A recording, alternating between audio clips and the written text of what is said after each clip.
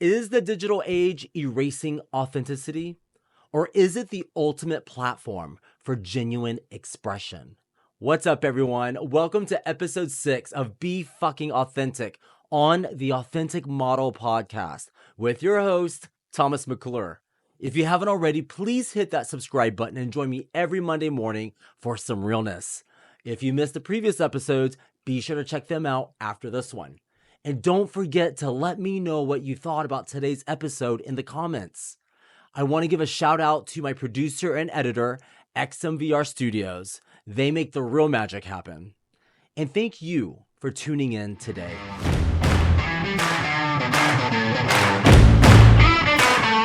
Today, we're diving into the challenges and opportunities of expressing authenticity online. The digital age has given us unprecedented access to share our lives, our thoughts, and our passions with the world. But with this power comes a unique set of challenges. How do we remain authentic in a world of filters, likes, and instant validation?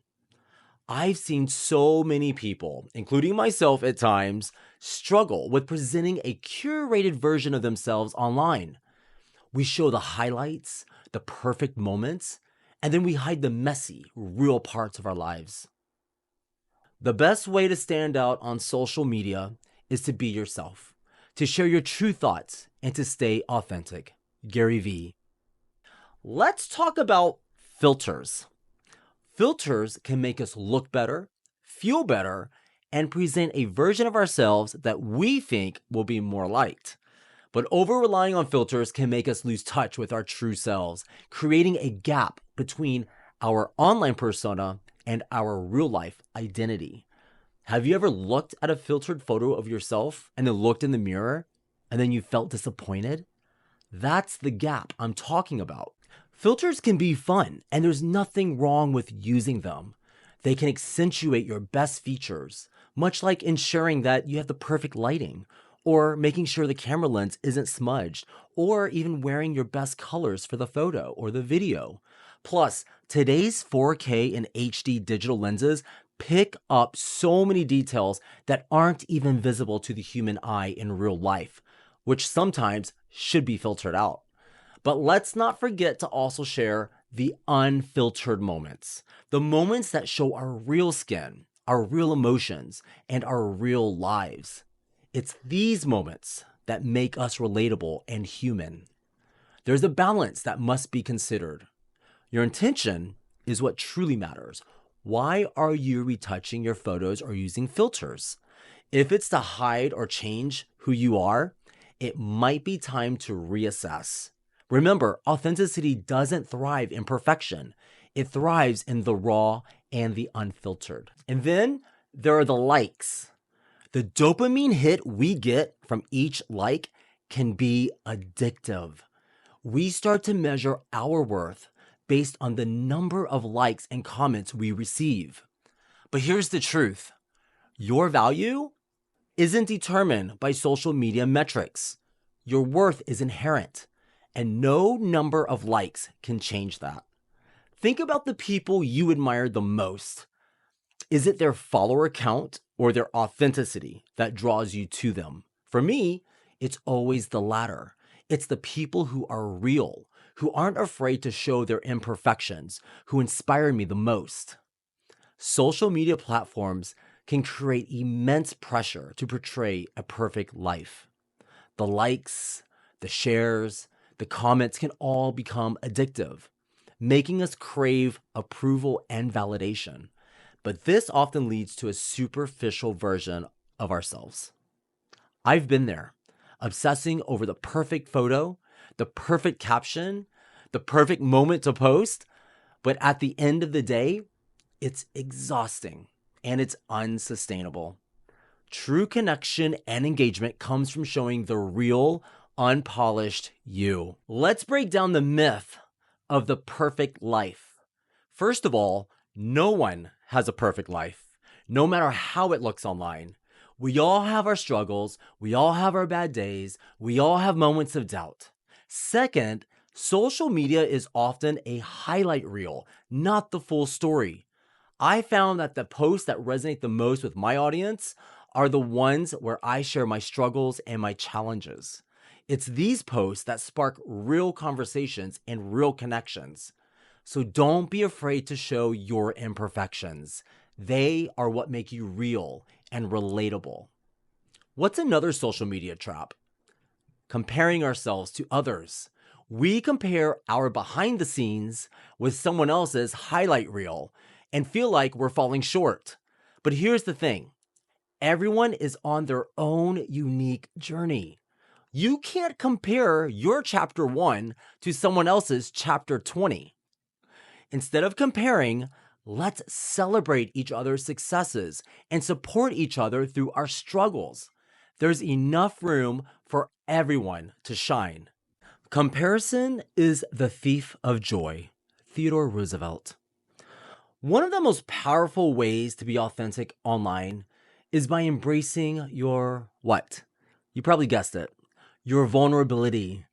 Sharing your struggles, your fears, and your failures can create deeper connections with your audience. It shows that you're human, just like everyone else. When I first started this podcast, I was a little hesitant in sharing my vulnerabilities. But my vulnerabilities are a huge part of my story, and my story has the power to heal and inspire.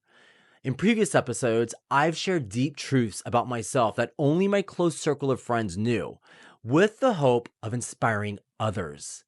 By being open and vulnerable, I aim to create a space where authenticity is celebrated and connections are deepened.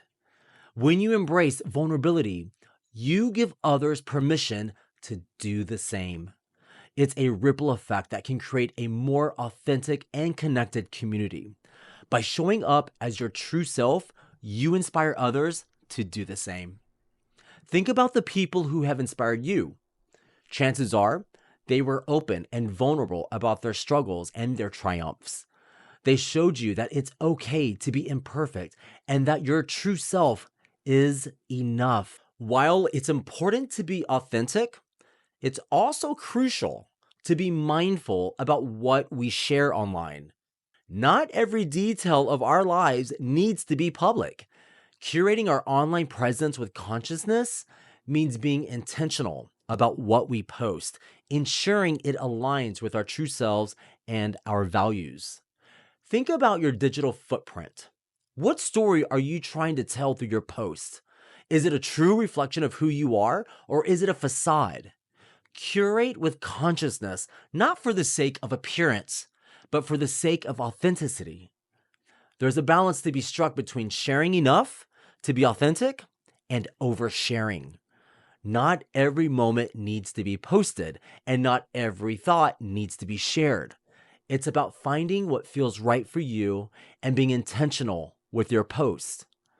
I found that sharing meaningful moments and thoughts, rather than every detail of my day, which could be annoying, creates a more authentic, engaging presence. It's about quality, not quantity. Share the moments that matter and the thoughts that resonate with your true self. It's also important to protect your privacy online. Be mindful of what personal information you share and with whom. Not everyone needs to know every detail of your life, so set boundaries and respect your own need for privacy. Remember, you have control over your online presence. You can choose what to share and what to keep private. It's about finding a balance. Authenticity online isn't just about what you share. It's also about community. Engage with people who uplift and support you and who encourage you to be your true self. Create a digital space that fosters genuine connections and positive interactions. Look at the people you follow and interact with online. Are they lifting you higher? Are they encouraging you to be your authentic self? If not, it might be time to reassess your social media circle. Seek out who inspire you, who challenge you, and who accept you unconditionally. Engage with your online community as well, in a positive and an authentic way. Respond to comments, share your thoughts, and create a space where others feel safe to be themselves. It's about building a supportive and uplifting community. I found that the more I engage authentically with my audience, the more meaningful the connections become. It's not just about posting content, it's about creating conversations and creating connections. Authentic connections online can be incredibly powerful. They can provide support, inspiration, and a sense of belonging. By being your true self, you attract others who resonate with your message, creating a community that feels like home. Think about the people you connect with most online.